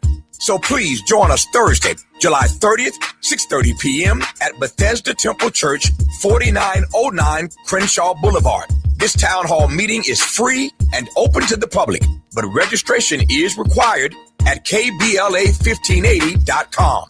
With a KBLA Talk 1580 editorial, I'm Tavis Smiley, and as always, we welcome your feedback. You're listening to Jesse Jackson Jr. on KBLA Talk 1580. The Jesse Jackson Jr. Show. The Jesse Jackson Jr. Show. The Jesse Jackson Jr. Show. The Jesse Jackson Jr. Show. King Volley, drop the beat. Come on and talk with me. Come on and listen to me. Come on and talk with me. Come on and listen to me. Jackson Jr., welcome forward to the Jesse Jackson Jr. Show on KBLA Talk 1580. We are in the World House with Dr. Johnny Mack. Johnny, welcome forward to the World House. Thank you. Thank you, Jesse. Johnny, how can we work and support your work? Well, our website is the best place to go to learn about our work and to support it. There you can make a tax-deductible contribution or donation to the World House Project, which is a international nonprofit organization. The website is theworldhouseproject.org. Again, theworldhouseproject.org. Johnny, I want to pivot slightly from the conversation we were having before the break, and that conversation now includes Nolan Wells, Daniel Irving, and Tyler Smith, 3 young African-American men who on or about or around July 4th lost their lives. And I don't separate the climate within which they lost their lives from the Patriot Front surrounding that African-American woman on July 4th on their way to march in downtown Washington, D.C. The stage has been set. The climate has been set for a particularly violent period in a new form that may present itself behind the spirit energy that is dominating the nation at this hour. Johnny, I think Dr. King would recognize that spirit energy and he would do something about it. What he would do, I don't know. But help us better understand where we find ourselves at this hour. Well, I think from the perspective of King, Jesse, this time is one of the most pivotal in our history as a nation. I grew up thinking that the civil rights movement in that time, in the mid-20th century, could not be matched. I somehow in my younger years thought that we would never go back. Yes, we had much still to do, but at least we had made some strides with the Civil Rights Act, the Human Rights Act, fair housing. These things, Jesse, were pillars with foundations that we thought would never be moved.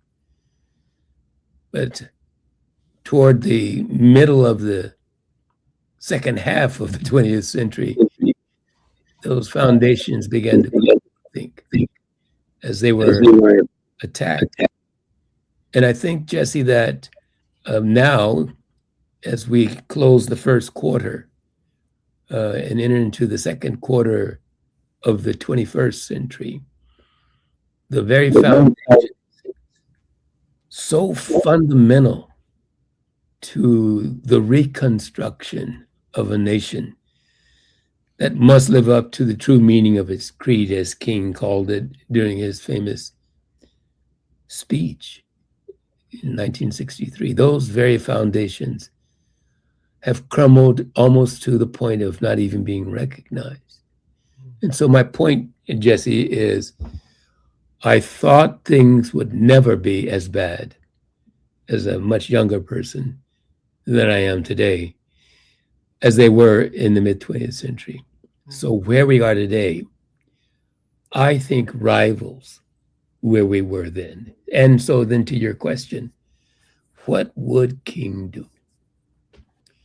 I think King would double his efforts to call injustice by its name. I think he would double his efforts to call out, as we discussed earlier, those who don't wear hoods anymore, but who wear suits and hold positions and as judges and lawyers and as bankers as well,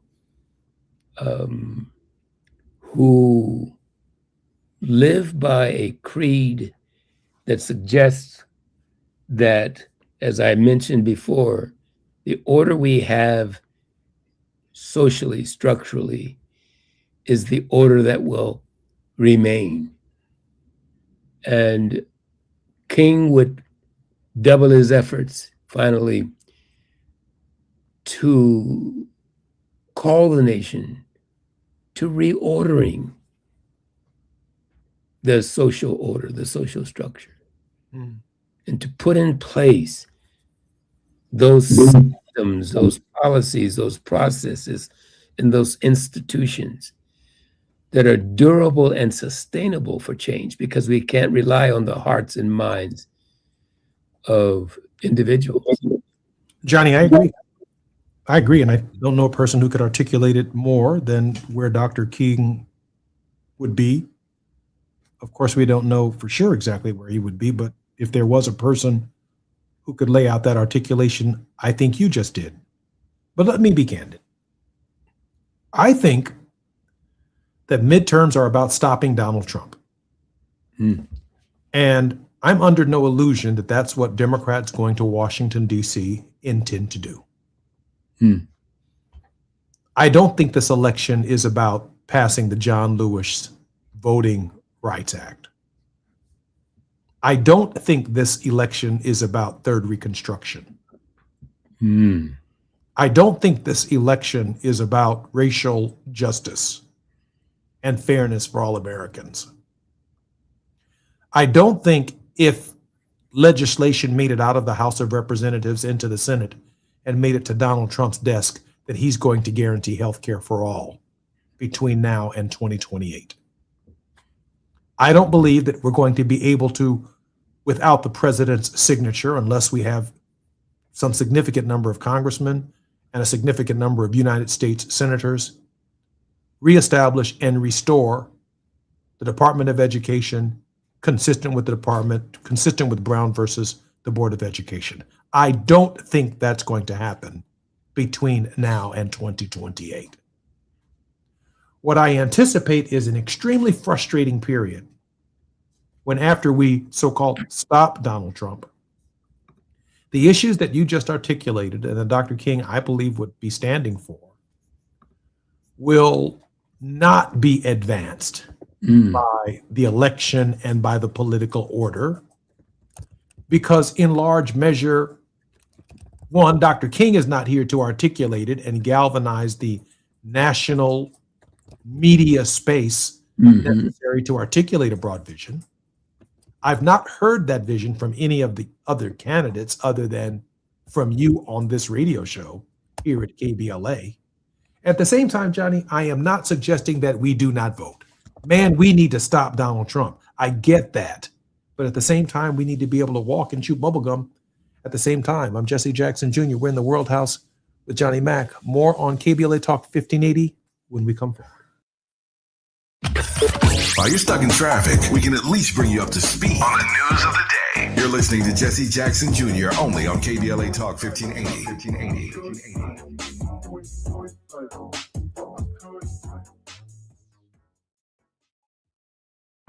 Gas prices got you down. LADWP customers get a rebate of up to $4,000 when you buy a used electric or plug-in hybrid vehicle. Installing an EV charger at your home? Get a rebate for that too, up to $1,500. Visit ladwp.com/EV today and start saving. That's ladwp.com/EV.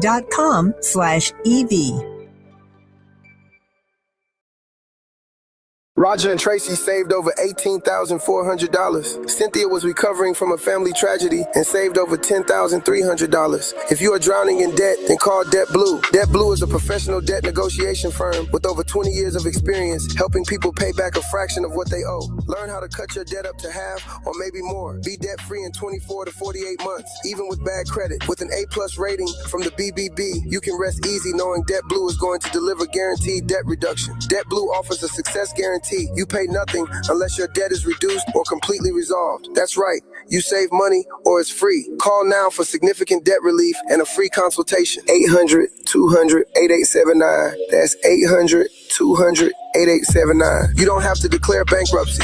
This program works if you owe $10,000, $20,000, or even $100,000 in debt. Call for your free consultation today. 800-200-8879. That's 800-200-8879. KBLA Talk 1580. We've got a lot to talk about. KBLA Talk 1580, connecting you with services and solutions. At the heart of the Al Wooten Center's mission for good citizenship and academic excellence is a desire to ensure that every student avoids the kind of lifestyle and overcomes the kinds of challenges that led to the murder of Al Wooten Jr. In 1990, founder Myrtle Fay Rumpf opened the center in honor of her son's life. In 2026, they are serving more than 300 students in grades 3 through 12 annually online and on site at their youth center and other sites in the South LA area. The Al Wooten Jr. Youth Center takes a neighborhood approach to the revitalization and empowerment of a community in crisis. The Wooten Center provides free after-school and summer programs to help students in grades 3 through 12 attain grade-level proficiency and promotion, high school graduation, and college and career access and success. The Al Wooten Center focuses on academics, STEM, the arts, and so much more. Join them for an enriching experience that sparks creativity and nurtures young minds. Tap in at WootenCenter.org. That's WootenCenter.org. This is a community call to action from KBLA Talk 1580. KBLA Talk 1580. We've got a lot to talk about.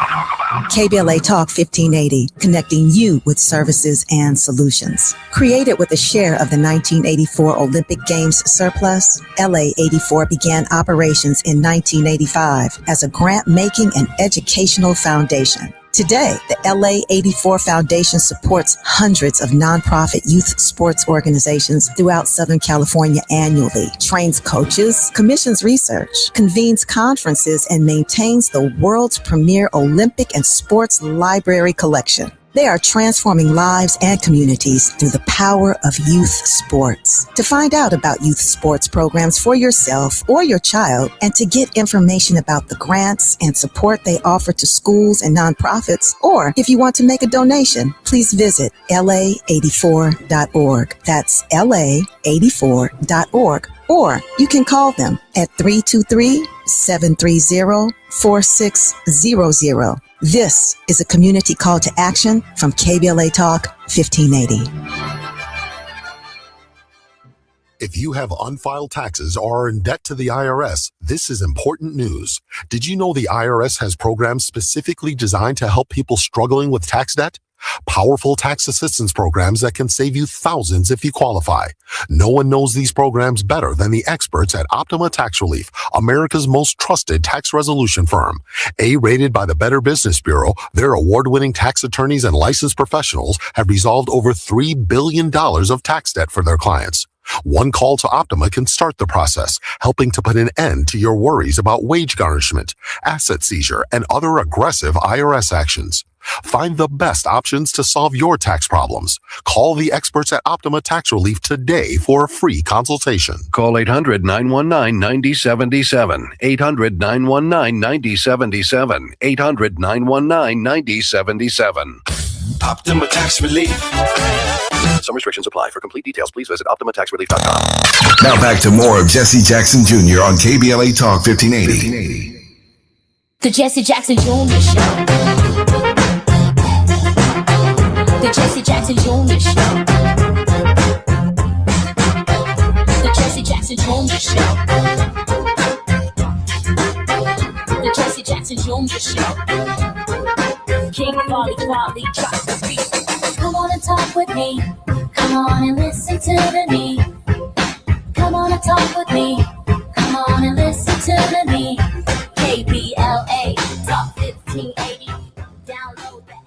I'm Jesse Jackson Jr. Welcome forward to the Jesse Jackson Jr. Show. We are in the World House with Dr. Johnny Mack, social entrepreneur, scholar, practitioner, who rearticulates nonviolence beyond the traditional understanding of nonviolent struggle as principally nonviolent resistance. Dr. Mack, welcome forward to the Jesse Jackson Jr. Show. Always good to be here. Thank you, Jesse. Dr. Mack, you know we're going to have your word of hope at the end of the program, but I do want to ask you a couple of other questions because I'm trying to get in the right space, and I want to make sure that our listening audience is in the space with us. I don't see, when we talk about the beloved community or the World House that you and I articulate every week, I don't see that as the focus or the thrust of, let's say, the J.B. Pritzker for President campaign. I don't see how Rahm Emanuel for president gets us there. I don't see, beyond the anger and some of the tactics that I think have been very convincing politically, how the governor of California, Gavin Newsom, gets us to what we talk about every Thursday. Mm-hmm.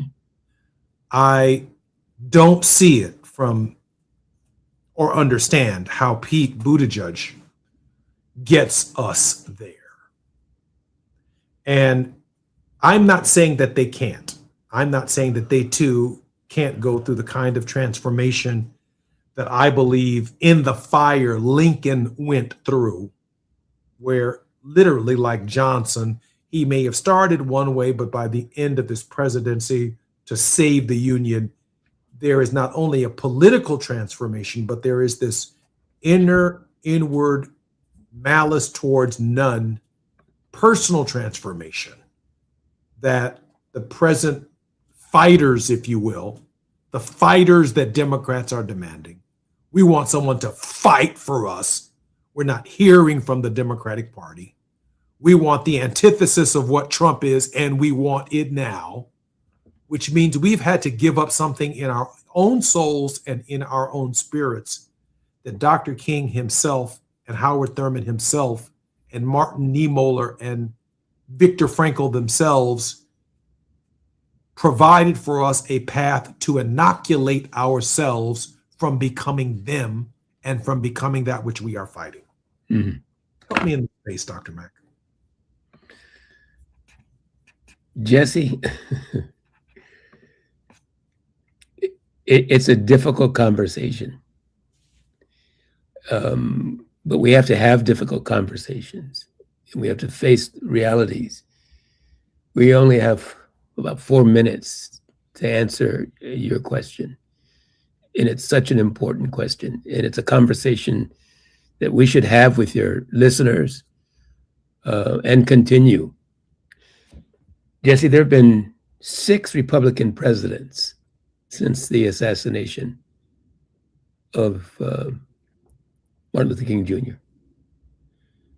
There have been 4 Democratic presidents since the assassination of Martin Luther King Jr. Your point that you don't see, you mentioned all Democratic candidates or potential candidates. You don't see the change coming. That is the change into the World House and realizing the beloved community in any of those you named. I agree with you, perhaps for different reasons. I often and almost always talk about the social order, Jesse, because I don't think we as a people fully understand how important the social order is, how resilient the social order is, how difficult it is to change the social order, and how deterministic the order itself is. Just think about it. The election process itself, our democratic system is so designed that it determines even before we vote who we will vote for. The people don't determine who we will vote for in terms of our two-party system. The process determines it, and that process is not one where individual citizens directly determine who they want as candidates. And from there on, throughout the entire voting process, Jesse, you know this better than I, the process in many ways, dare I say it, is rigged in certain ways. And until and unless we come to grips with a system that is designed to maintain the status quo, I want to slam my desk in order to make this point. Until we fully understand how that system is designed to change the status quo, we can never change it, and we'll always have the same. That's a real challenge, Jesse. I'm hopeful. I think the truth sets us free. Mm-hmm. And I struggle sometimes with the highs and the lows of life, from the mountaintop to the valley. And so I know that Dr. King also struggled with the highs and the lows of life, and that depression, that space that can only be defined as a valley in the human consciousness. I prepare myself and right-size my expectations for what I'm expecting going forward and the political reality. We are sending a crop of people to Washington in November, and we must send a new crop of people to Washington in November to stop Donald Trump. Yes. But to stop Donald Trump is not the presence of what Dr. Mack espouses every Thursday on this program. I also believe in that. I also believe in reconstructing the nation, but also reconstructing and transforming the spirit of the nation itself. And that's not possible without, as Howard Thurman would have referred to it as the pre-preparation for the battle, so that we enter the battle itself having been through an inward journey, a struggle to make sure that we don't become exactly what we're fighting against. And the great danger of that, of course, is a perpetual kind of cold civil war between brothers and sisters that genuinely should be in agreement. Grateful for another week with you, Brother Mac. My pleasure. Love you so much. I'm Jesse Jackson Jr. You're listening to Jesse Jackson Jr. Show. See you guys on Monday on KBLA Talk 1580. KBLA 1580 Santa Monica.